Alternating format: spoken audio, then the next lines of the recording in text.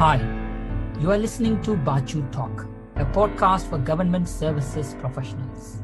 My name is Baachu Scribble, and I will be sitting down with our government services leaders to share their stories, discuss their career, and learn all about their values and collective impact in our society.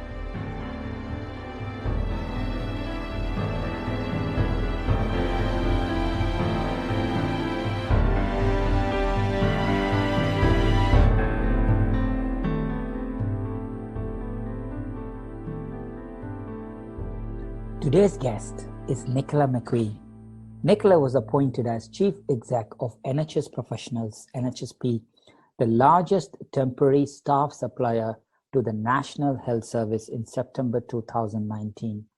She initially joined the NHS Professionals as Interim Chief Operating Officer in January 2019. Nicola is passionate about workforce business issues, having spent the past 20 years supporting and creating effective staffing strategies across both the public and private sectors. Her career in recruitment began as a consultant at Hayes before moving to Capita and ultimately serving as the Chief Exec of Affinity Workforce. Nicola is also Chief Exec of Doctors Direct, the locum service from NHS Professionals. Most recently, she has led NHS Professional through the coronavirus pandemic, successfully attracting tens of thousands of healthcare professionals into the NHS. Among her distinction is being named Executive of the Year at the Women in Business Awards in 2016, and she has also been named in the SIA Global Power 150 Women in Staffing list for the last 3 successful years. Welcome, Nicola, to Baachu Talk.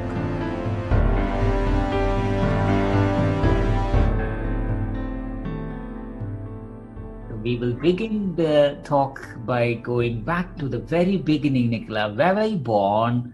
And let's talk about your school and your early days.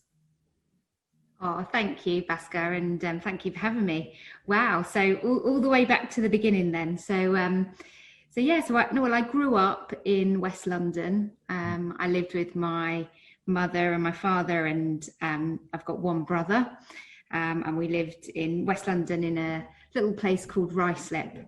And I went to local primary school there. And during that, I had really busy working parents. I went on to a very normal co-ed secondary school in Ruislip, where I did my GCSEs and A-levels. And my preference back then was sciences and IT, which is interesting now when I reflect back. And it was the summer of my A-levels where my career started, actually. I went into an IT recruitment company during the summer and said, can I do some voluntary work? And, I want to get some experience in IT. And by the time I came out of there, they had convinced me that I should work for them for the summer in this recruitment business. And that's where my career started. Oh, wow. You started a career even before you finished your school. That's amazing, Nicola. So was that your first job? Yeah, I mean, I had the odd, part-time job whilst I was studying in Boots the Chemist, where I worked on their fragrance counter, and I did various paper rounds. And I also grew up with horses, so I was really lucky to have had my own horse. But to afford that, I had to do lots of chores for other people. So very often I would be getting up before school, rushing down to the stables where I kept my horse, and then turning out everybody else's horse, for a few pounds here and there that allowed me to keep my horse. So I've always had this really busy life that started really early in the morning, doing lots of things for lots of people, to then rush back, do my paper round, get ready for school. So I've worked pretty much my whole life, but that was my first job.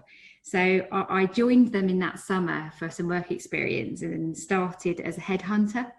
And it was just fascinating. And I realized then that I just loved working with people and talking to people. And, my parents were incredibly supportive when I said, actually, do you know what? I don't want to carry on my education. I don't want to go to university with my friends. I love what I'm doing and I want to stay doing this. And they were really supportive of that. And even though they were probably a little bit disappointed, they supported it and they made me accountable. So from that point, they said, right, okay, well, then you'll be paying rent, which they later gave back to me. But they did make me pay it each month, and they made me really responsible for starting a career early. And yeah, that was my first proper job. And I did probably about 18 months as a headhunter. Right. When, you know, I remember the day actually, and I was headhunted. And I thought, this is fantastic. You know, I'm now being headhunted, having spent 18 months headhunting others. And that's when I went to my first big staffing business, and I joined Hayes. Right. Just a fantastic start of a career, because they had very formalized training, and you really got to understand what recruitment and the career in recruitment was all about. And it was very professionalized back then. So yeah, that was what I did before I started at Capita. I think that's super fascinating. You know, even as a kind of young, or you know, somebody who's studying in senior school, let alone wake up early to look after your own pet, you know, in this case a horse, itself is a big thing, which I know it's a struggle at my home. Even though we don't have horse, we just have a little pet. But then let alone then go and help others during that age, move on to, you know, start your career after school. Nicola, that's super inspirational, that one. And so from that place to Hayes to Capita, how long did it take for you, and how was the journey? So I did about 18 months at Hayes, but went to Capita, and Capita back at that point it just been rebranded to Capita Tompkins, because it was an acquisition that the Capita Group had made of its first staffing business. And I did a year there doing, again, very similar to what I'd been doing in my early career, so headhunting and creating a recruitment business. And then actually took a year out, and I went traveling, because at this point all my friends had finished university and they were traveling around the world. So I did actually take a little pause, and I did a year where I traveled around the world, which was fantastic and fascinating, and scary and all of those things. But I returned to Capita, and that's really where I can sort of pinpoint the start of my career, because I then went on to spend 17 years with that organisation. And I'm really, really fond of it. It was just such a fantastic 17 years, where I started right at the beginning with a little team of 5, and I started to run the first recruitment outsourcing contract that Capita had won. And that was the start of my journey of being a managing director of a business that grew and grew, and we went on this huge organic growth journey. And I was the managing director of that business for 15 years. And this little team of 5 very quickly turned into 500. I then went on to complete a number of acquisitions, because Capita was quite an acquisitive, and still is, company. So where we were looking to expand out our services that we were delivering to customers, it was the director's responsibility to constantly be looking out for what's the next thing that we want to add and bring to our customers. So I completed a number of acquisitions whilst I was there. And it was just fantastic. I went on to join the executive board some years later, and was responsible for all of Capita's workplace services companies. So it was human capital management businesses, so recruitment businesses, HR outsourcing, payroll outsourcing. And you know, there was 4,500 of us across, you know, 40 odd locations. So it really was a career that I can reflect on fondly, that presented me with constant new challenges. I was involved in so many exciting projects as well. It was a perfect art, really, of having this agile private sector business supporting complex transformations in the public sector.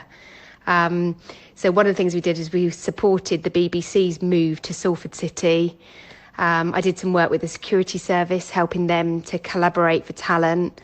And I went on to do a great project with the British Army where we helped them design recruitment technology and process that would enable them to support thousands of new recruits in quite an agile and engaging way. So all in all, I guess it was just a really interesting journey for me.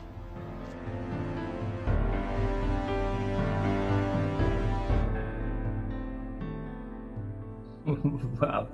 I think you kind of made it sound so simple and easy there, Nicola. In 2 minutes, you just gave your 17 years of career.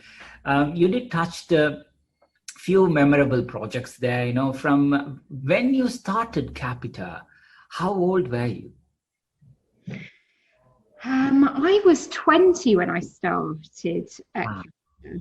Yeah, so or 20, 20, I think it was the year I was turning 21. So it's a long time ago now. No, I mean, in a Capita, as you know, is a very, very well-known company in UK. Very, very big outsourced, plus a lot of support services, IT services.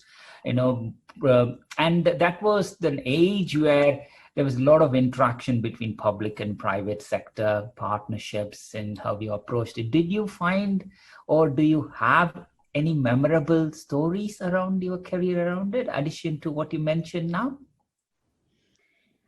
Do you know what? Yeah, loads and loads of interaction, because a lot of Capita's business was private and public sector. But I worked on a couple of big public sector outsource contracts back then. Mm-hmm. And I've always had a very mutual respect for what the private sector could bring versus what the public sector was achieving. Mm-hmm. I worked on a really big outsource contract with Essex County Council.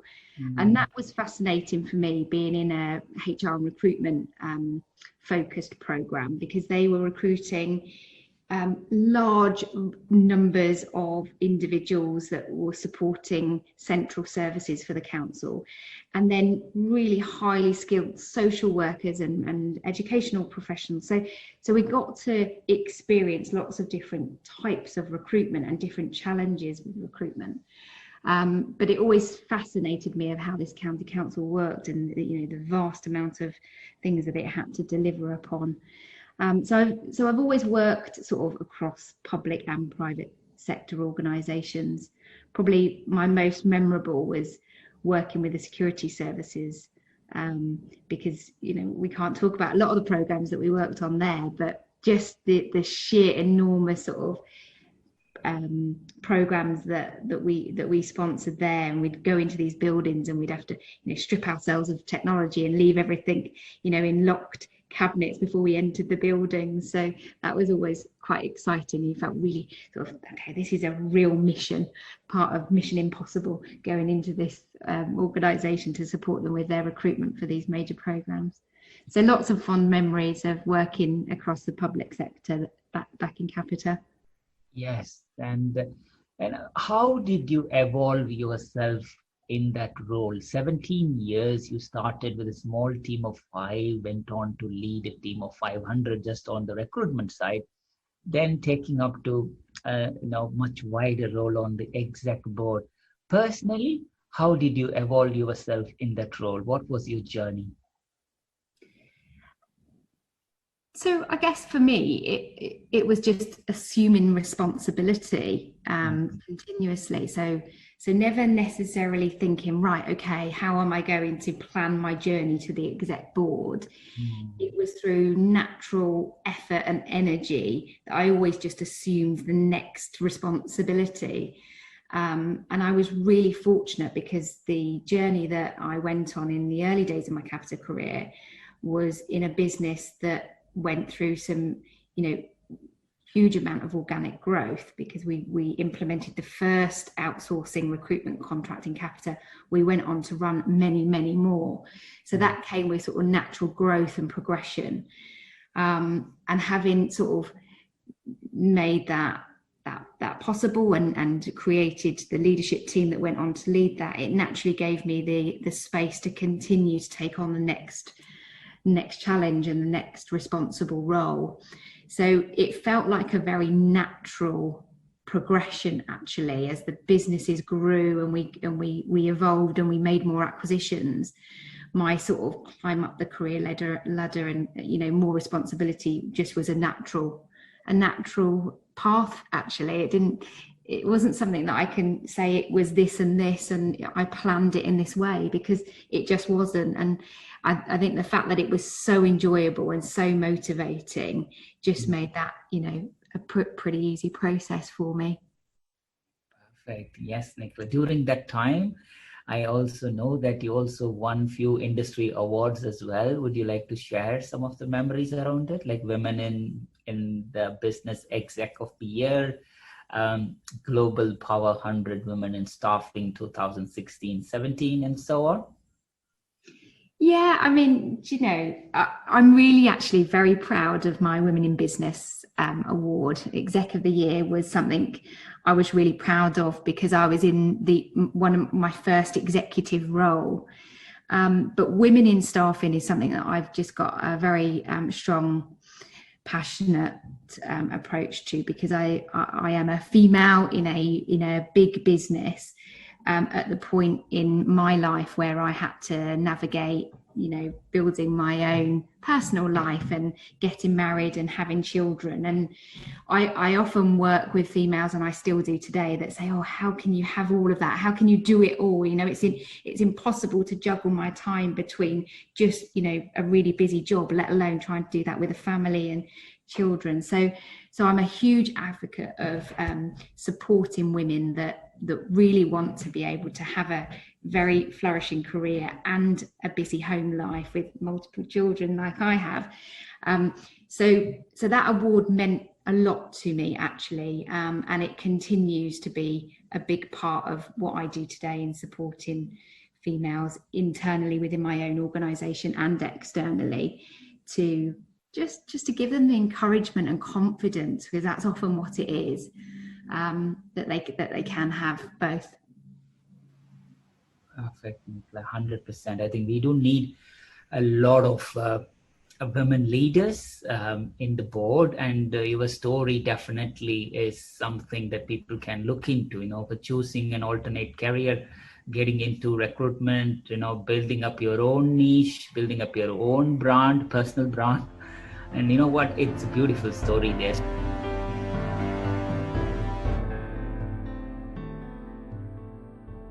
So after 17 plus years of career, you decided to move into public sector or kind of pseudo public sector with NHS professionals. Why did you make the choice, and how was the journey so far? Yeah, I mean, there was a tiny little bit in between, actually. So when it was time for me to leave Capita, it was at a point where Capita was evolving and it was making some big changes. And at that point in time, it was selling a number of its businesses. So I thought to myself, well, I've got all of this experience of growing a business, making acquisitions, running multiple businesses. The bit of experience that I didn't have at that point was selling a business. So I opted to support Capita in selling a number of its businesses when it was going through its restructure. And the idea was that my sort of time would end at Capita when these businesses were sold. So that was my kind of final assignment, which was fabulous. We took a number of businesses, we merged them into one, we consolidated management teams, and we got them ready for sale. And we completed on a sale of these businesses into a private equity home. And during that journey, they said, Nicola, will you come with it, and will you you know, stay with the businesses into its new environment? And I did, and I did that for 18 months, and it was a very complex carve out of, you know, these businesses into its own entity from a, you know, corporate operating structure that, you know, already had its, you know, payroll and HR systems and finance systems all integrated into the group. So it was a complex carve out over 18 months. And then we ended up selling that from the private equity firm into another recruitment business, which is where it is today, and it's thriving there. So that was the point at which I said, well, what do I want to do next? And I actually came into NHS Professionals on an interim assignment as the coup. And my assignment was to help them look at a planned transformation program. And it was incredibly exciting because this was, the biggest staff in business owned by the public sector for the public sector. And today the NHS Professionals businesses looks after all of the temporary staffing needs of 60 hospitals in the UK. But the idea was that it was going to go on this transformation journey to be far more than that. So not just looking after temporary staffing, but looking at wider workforce solutions, and not just doing it for the number of customers that wanted to outsource its recruitment, but to do it for all of the trusts across across England primarily. So 9 months into being the coup, I was asked to take on the role of the chief executive, of which I gladly accepted, not knowing that in my first year of being the chief exec, we would be struck with a global pandemic. So that wasn't part of my plan. But that's how I came to arrive at NHS Professionals. And, a year into being the chief exec, 19 or 20, another further 9 months of being the coup, and it's a home that I love and that it's so full of challenge. But yeah, so that was how I came into working for the NHS. And you have come at the very interesting time, Nicola. As you know, we are in this COVID pandemic. So how did, first of all, give us a feel for what does NHS Professionals do? And now how is NHS Professionals supporting our wider public sector in resourcing across the public sector? Yeah, no, perfect. So NHS Professionals is the largest supplier of temporary staff and flexible workforce into NHS hospitals. So pre-pandemic, the business effectively led and run the outsourced contracts for temporary labour in 60 hospitals across England. And it does that through managing a huge staff bank. We've got 130,000 temporary, professional, flexible workers that we manage and look after on a day-to-day basis. And they typically do anything from 2 or 3 shifts a week for us to a full-time equivalent role. And that's primarily what we were doing at the start of the pandemic.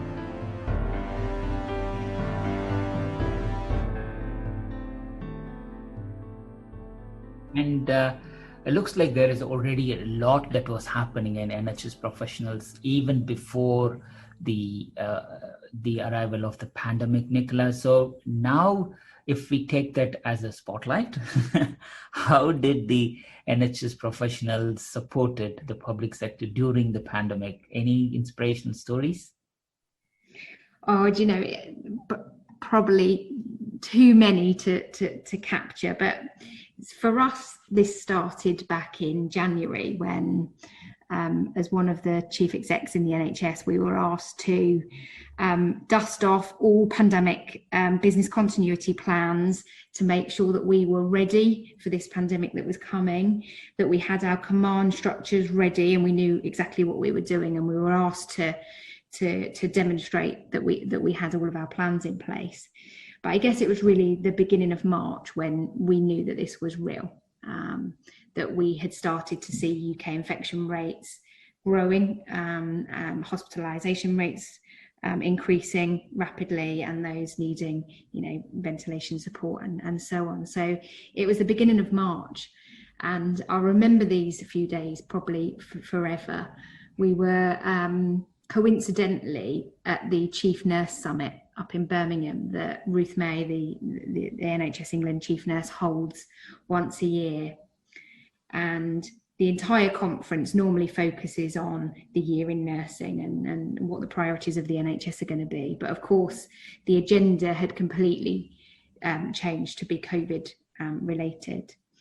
And I was chatting to Ruth May during those 2 days, and she said, Nicola, I said, what can we do? What do you want NHS professionals to do to support? And she said, get as many professionals, nurses, doctors, allied health professionals ready to support the front line, because we're going to need more workforce than what we've ever needed. And that's what we did. So that evening, and I was fortunate enough to be joined by some of my executive team at the conference, and we just planned out what could that mean for NHS professionals. Now,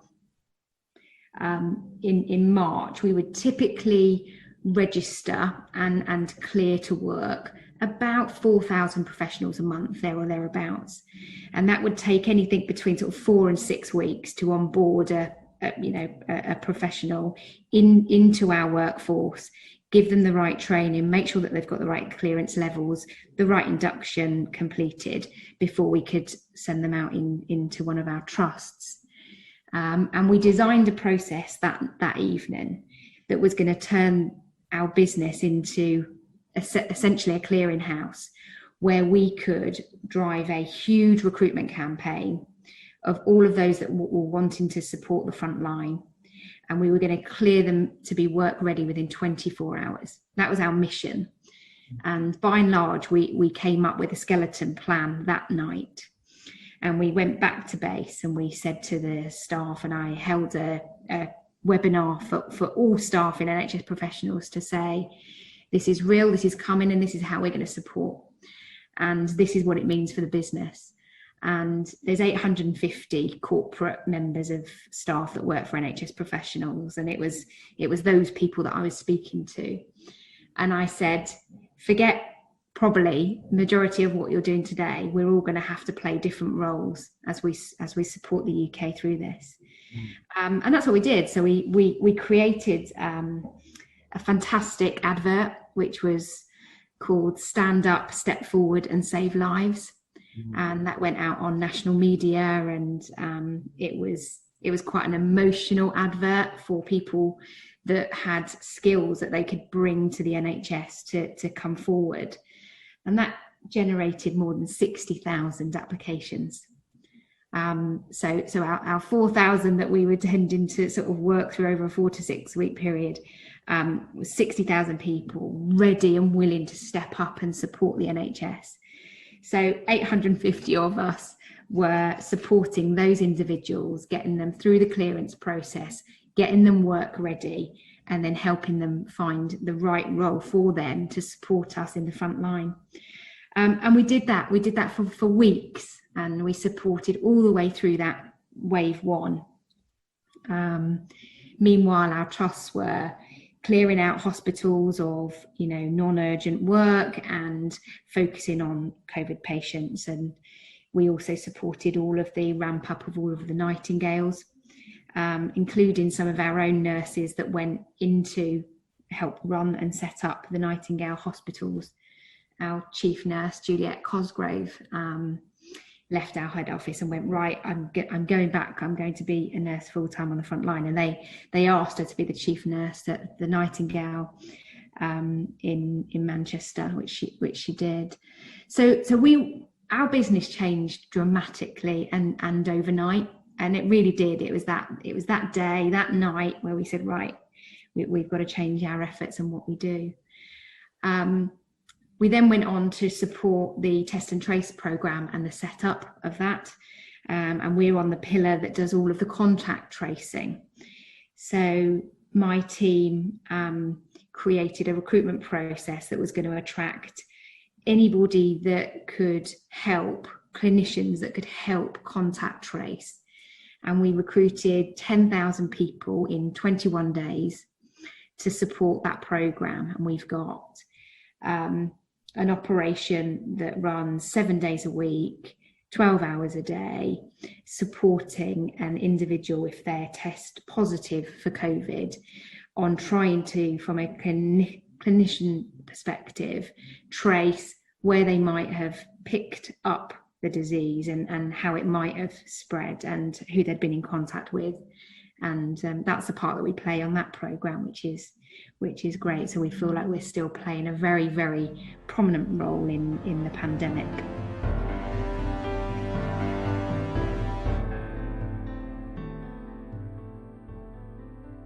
So much has already been done, and now we are looking at wave 2.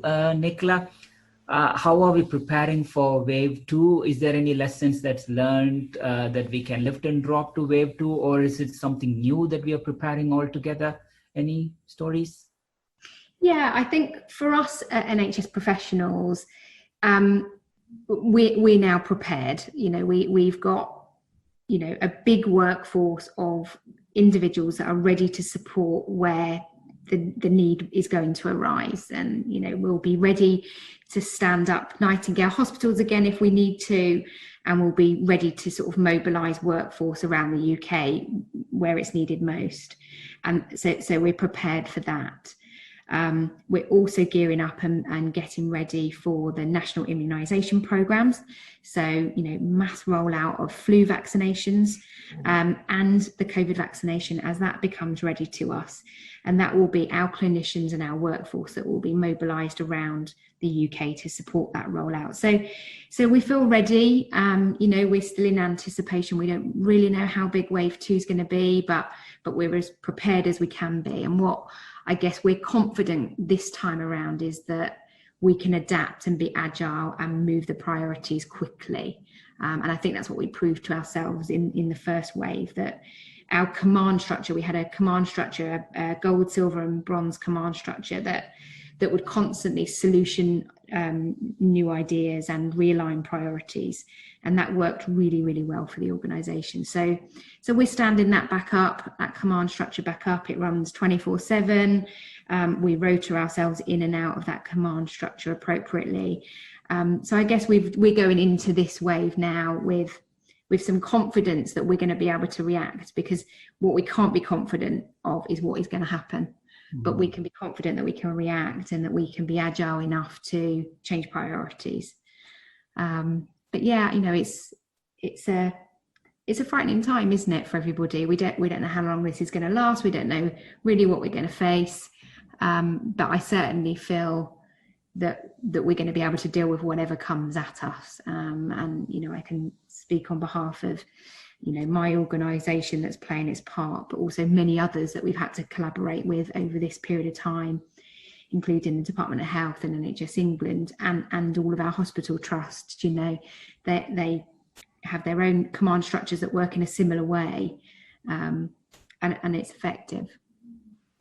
Wow, it's amazing, Nicola. I think again, only you and team know what you went through during this 3-4 months supporting the NHS and the wider public sector. Do you need to radically transform the way you provide service and the use of technology to serve our NHS providers, or was the existing infrastructure was ready for you to go virtual at the same time go and support this peak exponential support that was required? Well, we've had to do things that we hadn't planned to. So we have utilised new technology along the way. So one of the examples is web chat. Our call centre went through a huge journey of taking 3, 4, 5 times the amount of calls that it was used to. So we had to very rapidly transform how we operated in inbound inquiry. So we set up web chat, and we recruited and trained a team really quickly to support that. But that's something that we'll take into our future. So there's some things that we've done in transformation really quickly, really rapidly, that we're incredibly proud of, and they will be part of our plans for the future. And there's other things that we've probably done quickly and that we will now evolve. And that's just a omni-channel strategy as an example.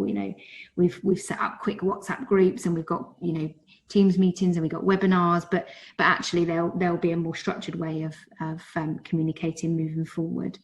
So there's some things that we've sort of learned and done because we've had to. In the main, the infrastructure was there. We're a large staffing business that could scale quite easily. But there's just easier ways of doing it, and that's the technology innovation that will continue for us. Perfect, Nicola.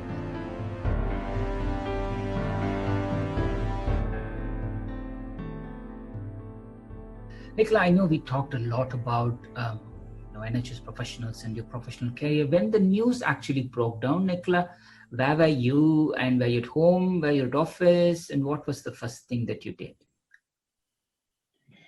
Well, the first thing that I did was phone my parents, actually. And I said, I probably did what a lot of people did, and you panic about the people around you, and you want to protect your family. So I phoned my parents and I said, this is real and this is coming, and this is, wash your hands. And I felt like I was preaching to them down the phone. And I did the same when I got back from Birmingham that next day with the children, and I tried to educate them on what was coming. And having just spent sort of 48 hours amongst some fantastic clinicians that are, trained in infection control, I felt like I was a real knowledgeable source to be getting my family ready. So that was probably the first thing I did. The next things, we started to get ready for our pandemic planning and all of our implementation of the surge before lockdown. So of course, sort of 3 weeks later, we were then about to approach national lockdown. So all the things that came with that, really, converting our business into work from home and everything that entailed, but also just thinking about how could I deal with that in my personal life, because I've got 3 young children. I've got 3 girls, they're 9 and 2 7-year-olds. So homeschooling was something else that we had to sort of play into our daily life. That, you get used to this big support network. And of course, when the national lockdown hit us, that was a big change in the support that me and my husband and our family had around us, because I was still wanting to do what everyone else did, which was go out and do their shopping for their parents and homeschool the children. So it was a crazy time that I can live to tell the tale of. Yes, Nicola, I think that's amazing. So as you rightly said, when we all are based in our office, surrounded by the team, taking actions, making things forward is always fairly straightforward. But now we all were isolated for more than 6-7 months. So how did you cope with this change? I embraced it. I hadn't been one for working from home previously, and I thought this is going to not be good for me. I thrive on human interaction and people energy, but actually, I think we all adapted really well. You set up the video meetings and we just adapted, and there was some fantastic things that came out of it. I spent more time in the family home and around the children than I'm used to, and that was lovely. And just all the other things that you adapted for. You one exercise a day. It was a big family outing. It was a pre-children bedtime walk that we did, or bike ride, and it was just a lovely thing to do. So I tried to embrace it, and I've always got this philosophy that nothing lasts forever. So just try and get the best out of it while you can, and that was how I managed to cope, I think. Perfect, Nicola. And how do you kind of keep yourself positive while working from home? Any tips? Yeah, I mean, I've got, so we're doing lots actually with our workforce about, what working from home means, and, how do you sort of get the divide between home life and work life, because all of a sudden you're in that situation. There's that little cartoon that I'm sure you might have seen. It's, do I live at work now or do so, and it is a bit of that. So we've got some disciplines that we help our staff with, and that I apply to my own life. And that's, we try and do at least one of our meetings as a walk and talk. So we get out of the house and we walk and we get some fresh air, and we don't just sit at our desks all day. That we do flex our hours as much as we possibly can, because there are things that we're having to deal with now, be it school runs or whatever it might be. So we're trying to incorporate that into everybody's structure so that this can be a bit more enduring. We try and do sort of meet up coffee meetings as well, on Teams, where we can just do the bits that we miss out on in the office interaction. When you leave your desk and you go into the kitchen and you're making a coffee and you just have that little coffee chat. We're trying to incorporate that into our day.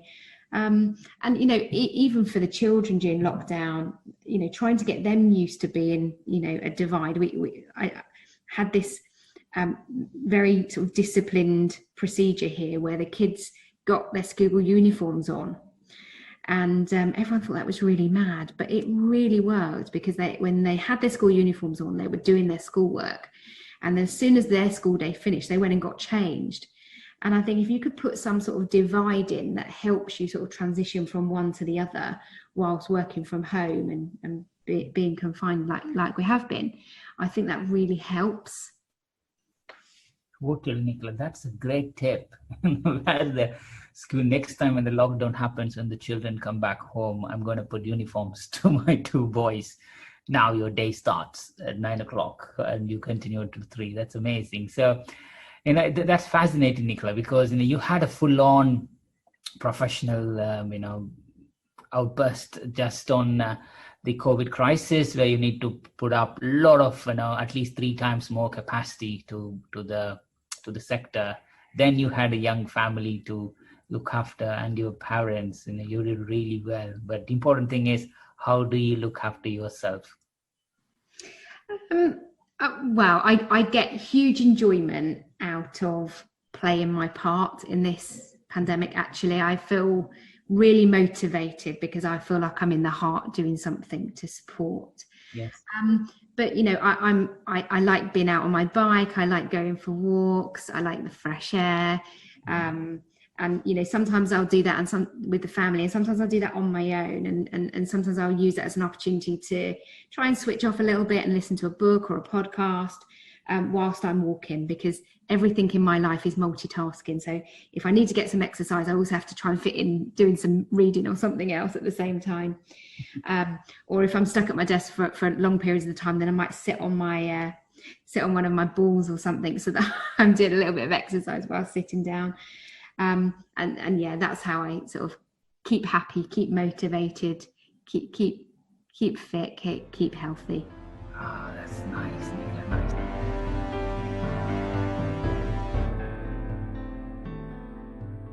Nicola, you have had a beautiful journey so far. So, but if someone else is looking to pursue a career similar to yours, what advice would you give those individuals?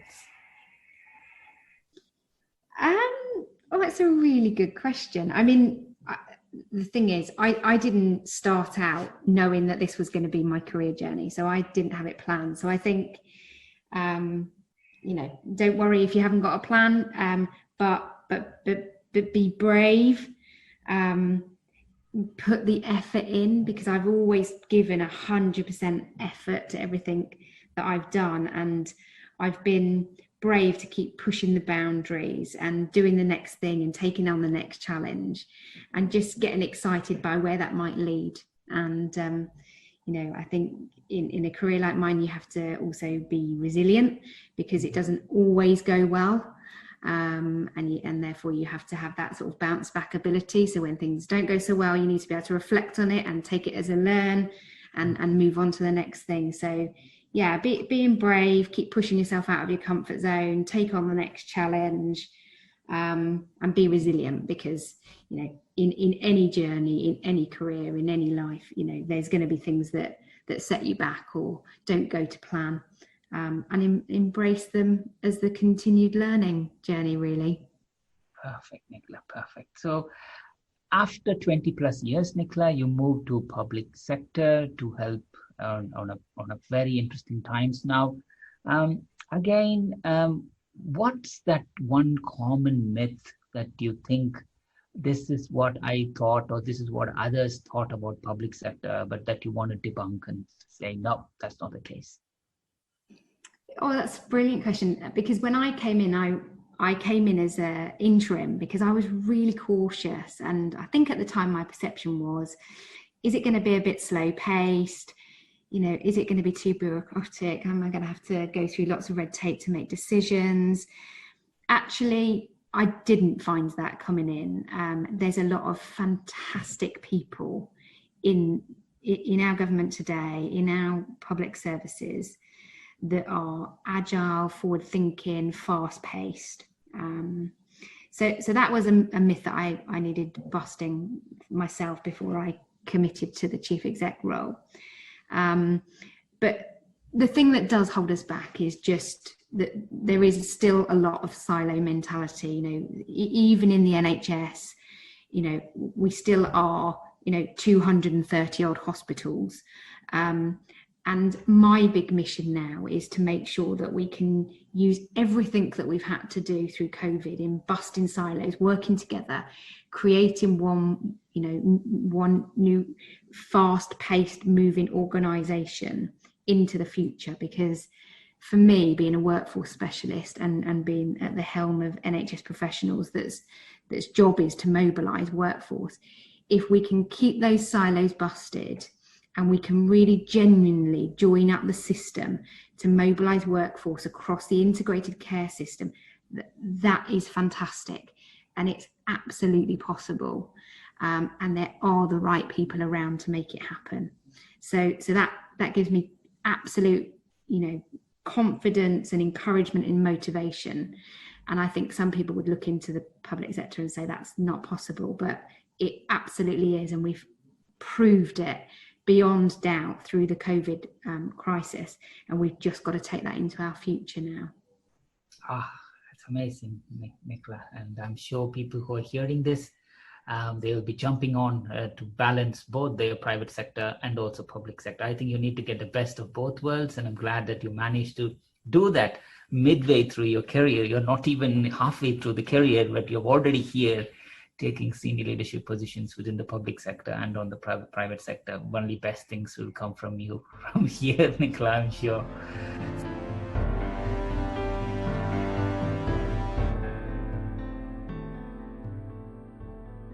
Let's take a break from the professional and stuff to talk more about you, Nicola.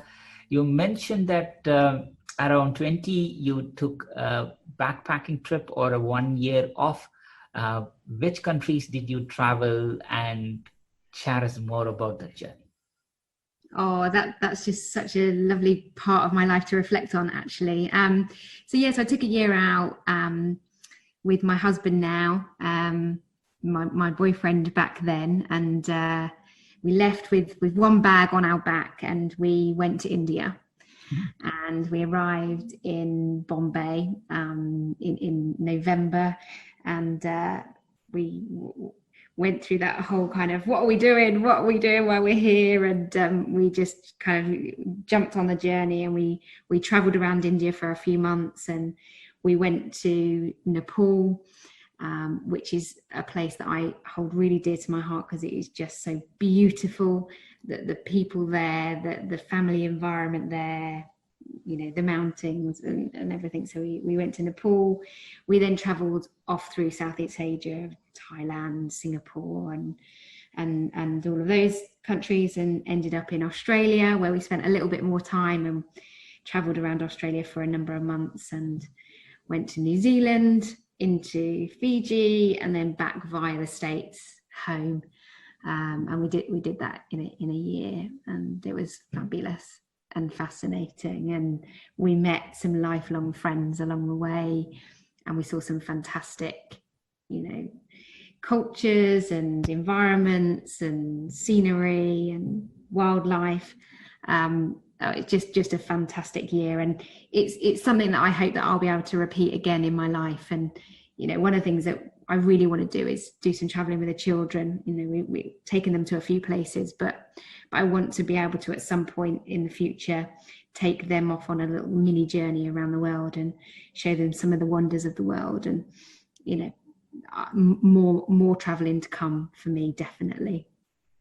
Wow, I think that's so beautiful. I think what you have done in that 1 year, I'm sure, would have given you enough perception of life around the globe, and I'm sure you're applying that across your organization as well, the diversity of NHS and also at your career.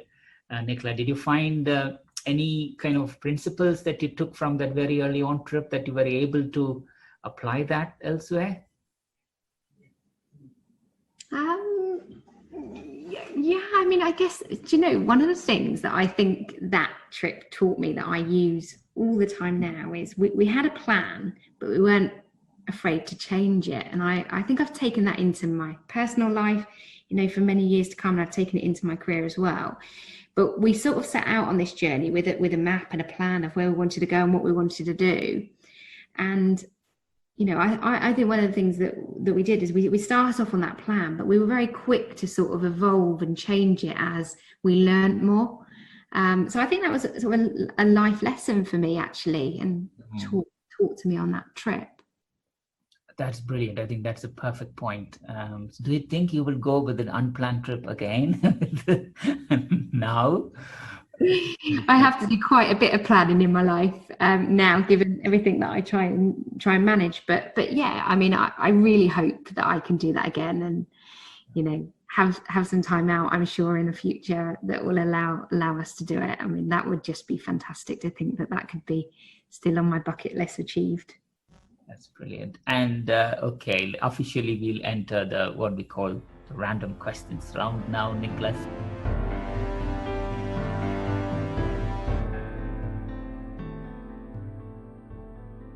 Tell us the 3 things not many people know about you.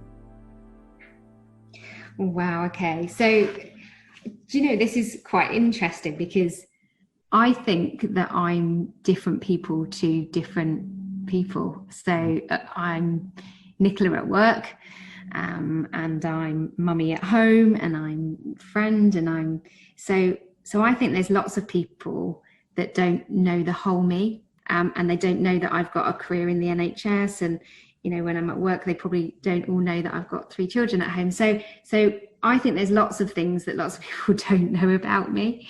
You know, I often sort of think, you know, when I'm fooling around with the girls playing Harry Potter at the weekends, you know, my work colleagues perhaps would not know that about me.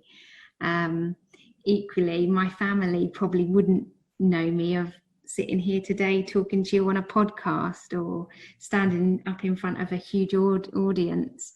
So there's loads of things that loads of people don't know about me. I guess the big thing is that I've got a very, very small network of people that would know the whole me.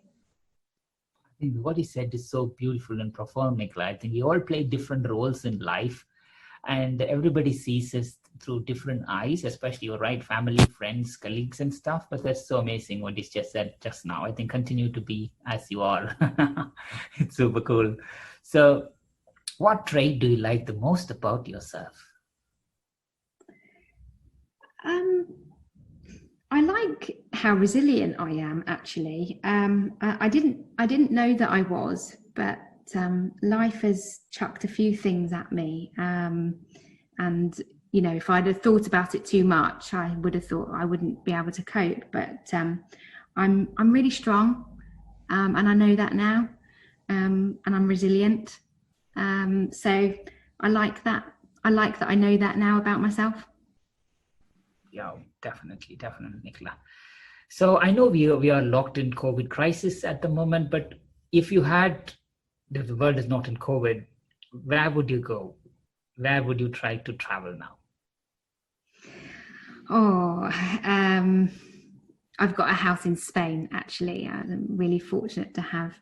I would love to be there right now. That would be amazing. But you know, like I said, you know, I want to take the children on a journey to travel and sit and see some of the world. So if I could be anywhere right now, I would probably be in a non-COVID world, in my house in Spain, having the summer that we all should have had this year. But we can't have that. So we'll look forward to that in the months to come. Definitely, Nicola, definitely. So You did mention that you read books while you're active and stuff. Do you have any favorite book? Do you know, I like solving sort of crimes and murder mystery type books. But I also like to listen to podcasts and hear about people and their lives and their experiences. So a bit of a variety, actually. Yeah, I'm also a sucker for all the Harry Potter books. I think I've read all of them at least 3 times. Brilliant. You will be super popular with my boys. They hardly know what they need to do at homework, but when you talk Harry Potter, they can tell you the character profile of every single person, why they do what they do. It's amazing. Thank you. So close to 40 plus years of life so far, Nicola. So what was the best year of your life and why? Oh gosh, that's a really difficult one because my children were born in different years, so that's very difficult to choose, wouldn't it? Do you know what? Actually, I don't know if I could pinpoint a particular year. I've got a real thing about making sure there's a highlight in every year. Every year's different, different children born in different years. Different year I got married, different year I went traveling, got my first executive position, won some of my awards. Each year is a different chapter in my life, and I think it's really, really important to have highlights in every single one of them. That's beautifully. That's avoided your question a little bit, hasn't it? Apologies. No. I think you struck a good balance there. I'm sure your children and your family will be listening, and if you said, yeah, remember this will be there forever, Nicola. So this is great. So if you had a time machine and if you travel back to the history, which historical character would you like to meet and why? Oh, goodness. What's my answer on this one? Do you know what? When you're learning to be a great leader, you often get sort of directed back to Churchill. So I'd love to go back there and sit in his office and find out what inspired him and how he really felt when he was going out to make these speeches that were going to become world famous for years and years to come. I think probably there I would learn a lot, I'm sure. Got you. So if you could be an Olympic athlete, which sports would you play and why? Oh gosh. Well, I'd have to be a professional show jumper. I mean, I don't have my horses anymore, but wow, I loved it when I did, and maybe that will return in my life at some point. But yeah, national show jumper, that would just be fantastic. Got you. And what's your favorite music band? My favorite music is reggae, which is probably random and people won't know that necessarily about me. So I love all the Bob Marley music. And I love the Caribbean, and I just love that sort of gentle way of life that makes you sort of rock and sway. And so Bob Marley, all of his music, plus any reggae album that you want to put on, because I can't stand still when that type of music's on. It feels through my body. It does. So when you listen to reggae or the similar kind of music, what memories does it bring back to you? Oh, it's always happy. We say it's the children actually, because they enjoy it. I mean, you can't sit still and you can't not smile. It just brings back anything that's happy. But we've also had lots of really enjoyable family holidays in the different Caribbean islands. So it always sort of takes us back to that, and the girls will remember sort of dancing on the beach, and so it just brings back all these really lovely, happy sort of dancing memories, really. Perfect. If you were invisible for a day, what would you do? Well, I'd go and sit in Boris's office right now. That would be fascinating. Obviously, I get to see lots of things that come out of some of those meetings, but I'd like to go and sit in there because I look at him now on the television, and I hear him in some of our meetings, but what a job, what a job to be in right now, with the whole of the British public looking to you to make the right decisions and make the right calls. And and he's been through a hell of a journey himself, hasn't he, over the last few months with a new baby and being in hospital with COVID himself. So yeah, I'd put my invisibility cloak on and I'd go and rock up to Downing Street, and I would sit in his office for a day just to see what that really is like. That's brilliant. And what is more difficult, raising young children or leading NHS professionals? Raising children, absolutely, 100%. Yeah. I've got three little girls with completely different personalities. They're completely unpredictable. They're full of energy, and that is definitely harder. And you're constantly questioning yourself if you're getting things right when you're raising children. So that's definitely harder than leading a business. Definitely. That's great that you said that. So if you had to choose a completely new profession, what would you pick? Oh, wow. What would I pick? I always, when I did my sciences at school, I always fancied myself as a marine biologist.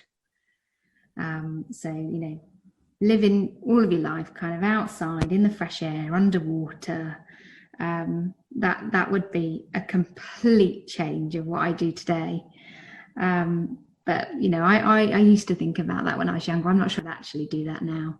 So but maybe that would be a complete change, wouldn't it? It would be a different world for me. Yes.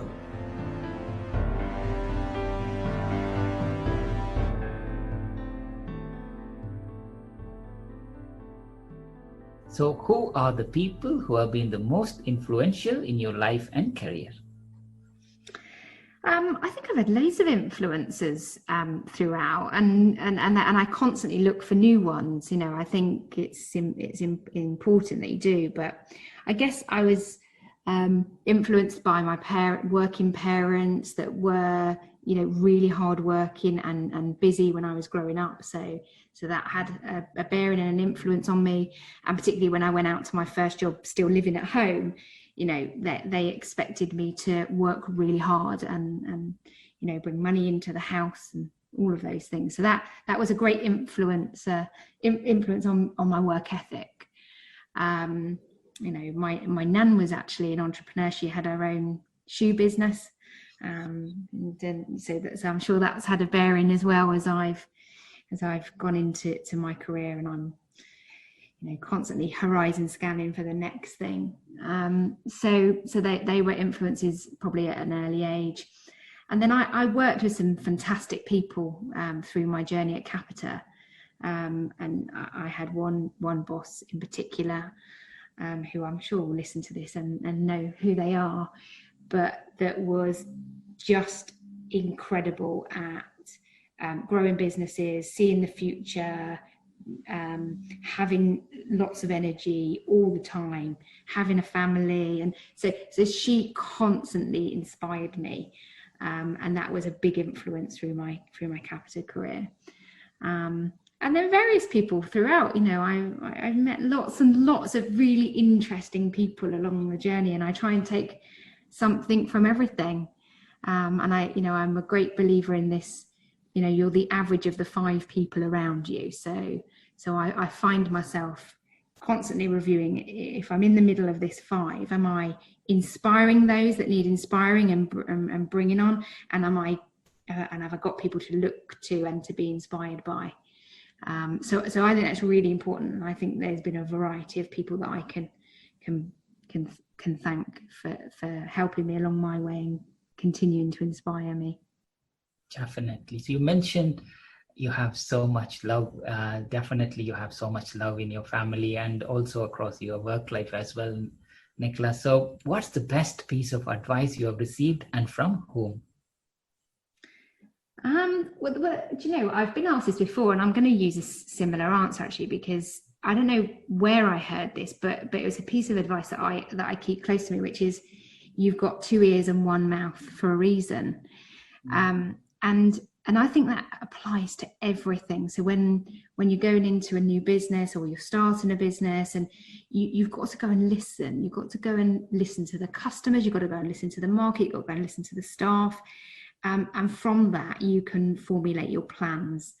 And the same with children, you know, listen to what they're saying, because you know, they're experiencing things for the first time, and they need to tell you how they're feeling before you can help them and advise them. And, you know, so 2 ears, 1 mouth, apply that to absolutely everything. And that's the best piece of advice that I continue to use. Superb advice, Nicola, definitely. So Nicola, in this pandemic, we have seen a lot of kind actions, but personally, what sort of personal experiences that you had that you could share? And haven't we just? I mean, it's just been such a kind nation. I mean, go back to the days where we were all clapping for the carers on Thursday evening, and that was just fantastic, and that brought about community spirit and thanks and kindness. And, you know, the things that we saw on the news around in Italy when they were singing on the balconies, and there's this real community spirit.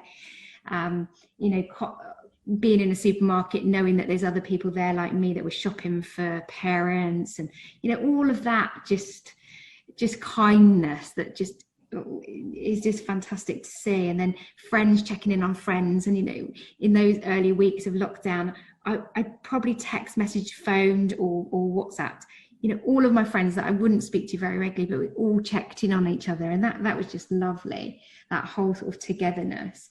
But I must tell you this little story that will live with me forever. But we had some of our corporate head office nurses go out to the front lines. So these were NHS professional staff that trained nurses, and they went and they supported in the COVID wards.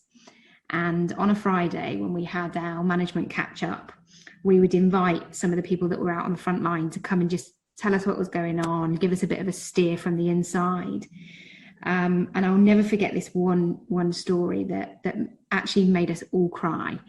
And I won't tell it like she did, because you know, it was just so moving. But she was telling us of this story where she was supporting in a COVID ward a patient that had been on a tremendous journey, fighting for his life, and he was coming through the other end of it.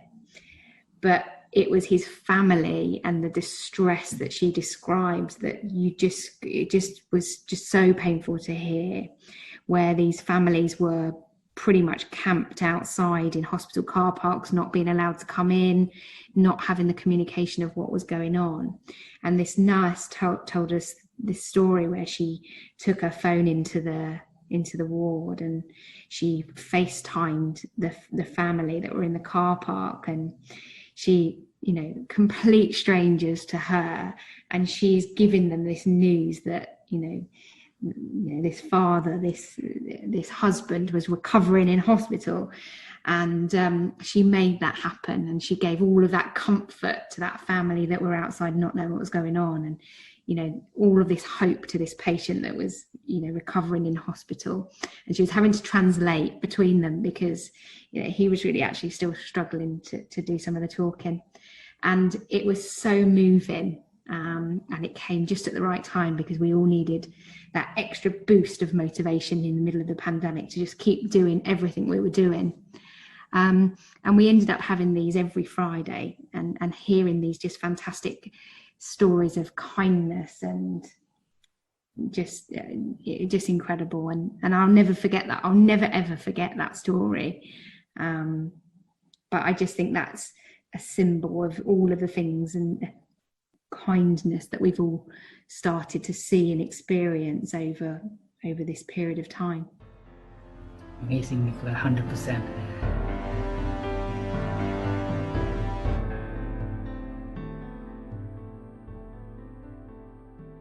Nicola, we talked a lot about, you know, professional career, personal career, family, and you are just halfway, if at all, like 20-25% through your life or career here.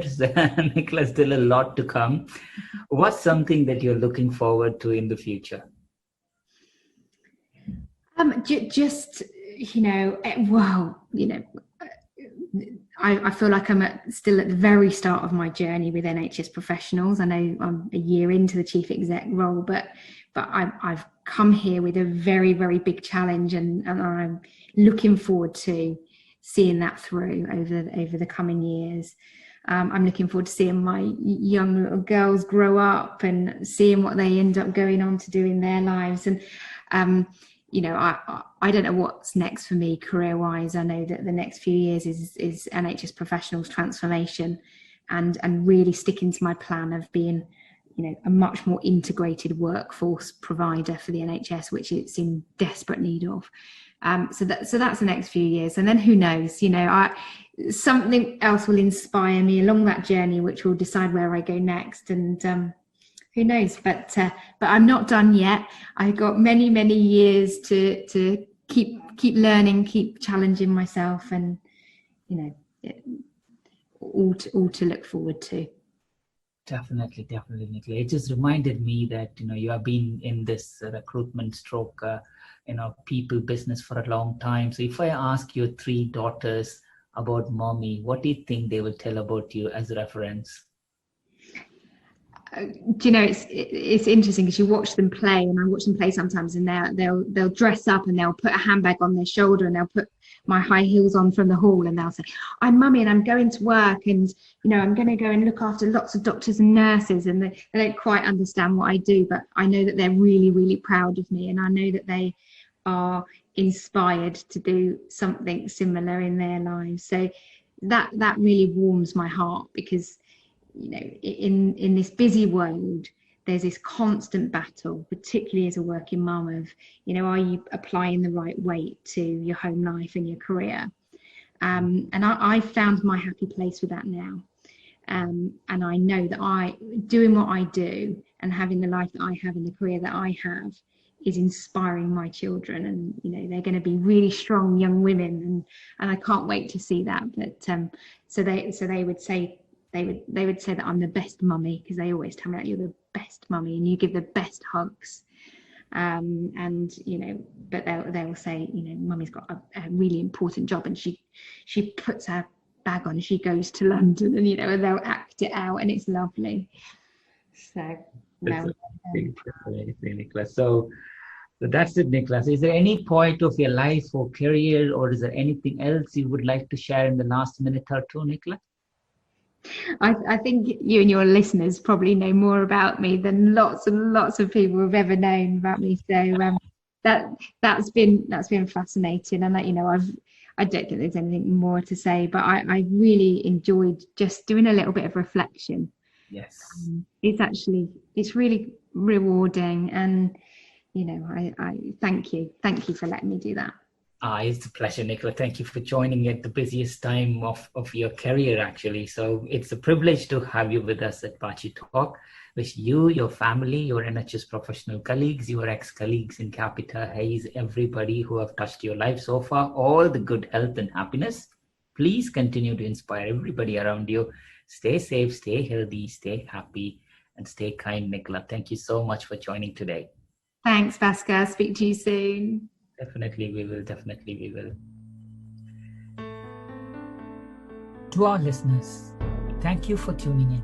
Please do visit baachu.com/Baachu Talk podcast to this specific episode link to everything that was mentioned in this episode.